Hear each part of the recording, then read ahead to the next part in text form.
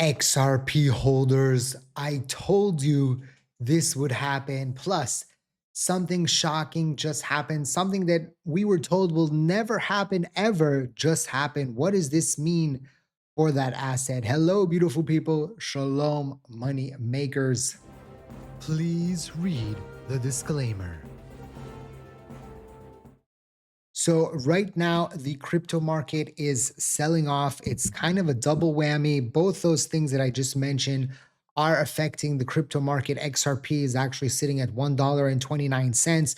Bitcoin dropped 3% all the way down to 71,000.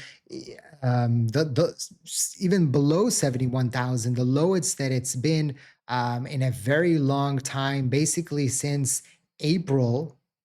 So that's what, two months, the lowest points it's seen in 2 months.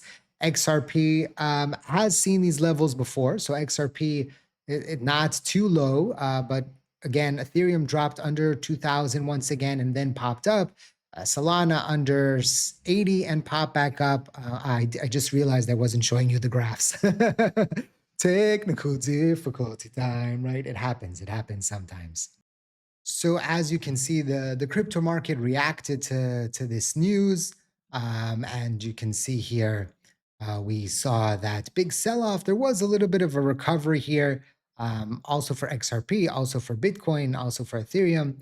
But the two news was, first, let's start about this. This was the first part that I've been telling you over the past few days, that my feeling, my gut feeling, what I'm looking at, what I'm seeing is that the deal, no deal, right? And now we get information. It says here, talk about a turn of events. Exactly 9 days ago, President Trump said a deal with Iran was coming shortly. Today, Iran has officially backed out of all negotiations with the US and is threatening to block both the Strait of Hormuz and Bab el Mandeb. It's going to be an eventful month. And you can see here, President Trump says the US Navy will continue its blockade of the Strait, as Iran says it has ended the negotiations with the US due to ceasefire violations.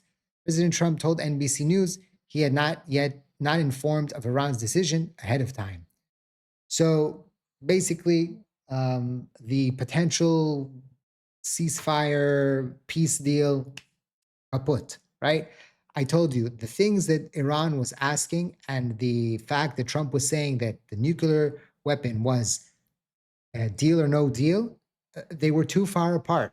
And, this is how it is many times. The first negotiations fail. We'll see what happens from here. Does fighting resume? Does Iran start sending missiles back on the countries in the Middle East? It will be very interesting to see how the next 48 hours play out. Right now, oil hasn't really popped. So this is interesting. It came up from the lows, right, which was around 89. So you see it did pop, but it didn't pop over 100. Okay, so it got a 5% movement, but then pull back a little bit. I don't know if this is like the market anticipating that this is all just for us, like that maybe this is a misdirection, and that in a day or so we'll get news that they actually sat down and they'll tell us, oh, we're getting close to negotiations are going good. Like, could the situation flip again, and then we see the markets kind of come back? It's gonna be very interesting to see how the next 48 hours play out in the market. Now, what's interesting is if we go to the stock market, although the VIX is up today and it's in the green, right? So meaning there is fear, it's still pretty low. And the NASDAQ is up almost 1%, 0.8, and the S&P 500 is up 0.5%. We did see a sell-off, around pre-market, but since the market opened up, it has been coming. So this headline really didn't affect the stock market. So I don't know if the headline is what's bringing down crypto, or it could be the fact that it came out that Strategy has sold some Bitcoin, and not a significant amount. This is kind of weird. You can see your seller Strategy sold 32 Bitcoin. Strategy sold the Bitcoin for around 2.5 million in the past week at an average price of 77,000 based on a filing. You can see here the sale represents just 0.0038% of their holdings, executed to fund preferred stock dividend distributions. So they did it in order to fund the preferred stock dividend distributions. They didn't do it because they don't believe in Bitcoin anymore. But Saylor said that he was never going to sell any Bitcoin and he was going to hold his Bitcoin forever and ever. But then they realized that in order to give that preferred stock dividend distribution, they would have to sell some Bitcoin. But the market didn't like it, not at all. And you can see here, Ron says, this is Bitcoin last chance. Strategy sold. At the same time, we keep seeing record outflows from the ETFs, although the XRP ETF is doing okay, and Bitcoin is losing in the parallel channel. What is potentially next? That's going to be the question. That's the big question. So I think this is going to be a very interesting situation for the crypto market and for XRP, and we'll potentially see how this can affect XRP and the crypto market going forward. We also got this announcement. Huge Swift confirms over 50 major banks will implement crypto rails for cross-border payments. Bank of America, JP Morgan, Deutsche, Bank of China, and SBI are among the banks backing the initiative, with over 25 set to begin processing payment by June. Swift handles over 150 annually. And I asked Grok here, what does this mean for XRP? Says this Swift announcement is mostly neutral to bearish for XRP in the near term, but it validates the broader blockchain payment thesis that Ripple has been pushing for over a decade.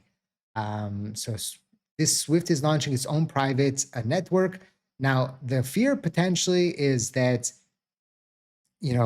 what could benefit or be the opposite, be bad for XRP. So XRP's main value proposition via Ripple payments has always been instant fiat to fiat bridge without pre-funded accounts, solving the exact pain points, speed, cost, and liquidity.